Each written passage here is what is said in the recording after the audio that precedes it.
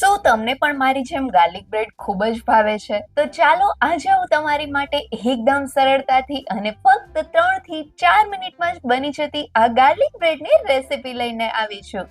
આ રેસિપી જોઈને તમે ખૂબ જ સરળતાથી ઘરે આ ગાર્લિક બ્રેડ બનાવી શકશો.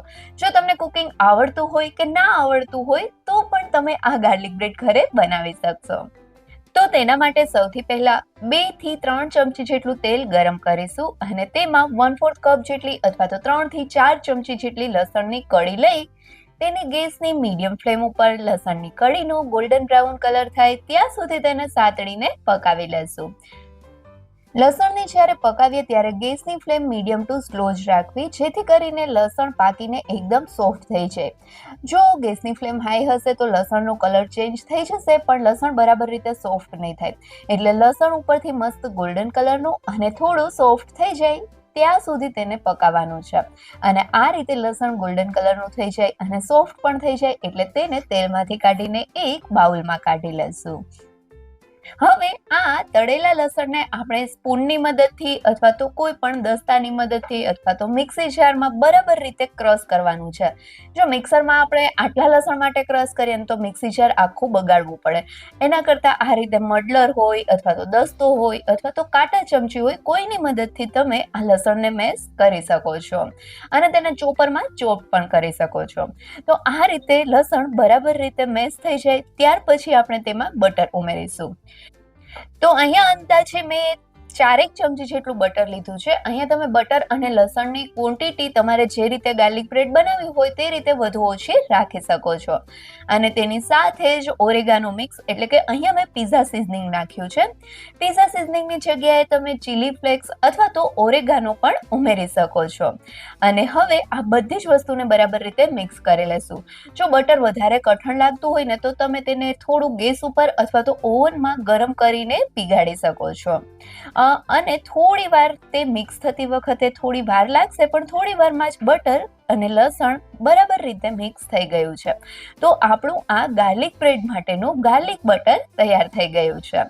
મેઇન તો આ ગાર્લિક બટર બનાવવું જ છે. અહીંયા જો તમે ઘરનું બટર લીધેલું હોય તો તેમાં થોડું એવું મીઠું પણ ઉમેરી દેવું, જેથી થોડી ખારાશ આવી જાય. હવે આ તૈયાર કરેલા ગાર્લિક બટરને આપણે બ્રેડ ઉપર લગાવીશું. તો અહીંયા આ ગાર્લિક બટરનું મસ્ત એવું એક લેયર બ્રેડ ઉપર લગાવવાનું છે. અહીંયા ગાર્લિક બટર તમે તમારા ટેસ્ટ પ્રમાણે વધુ અથવા તો ઓછું લગાવી શકો છો.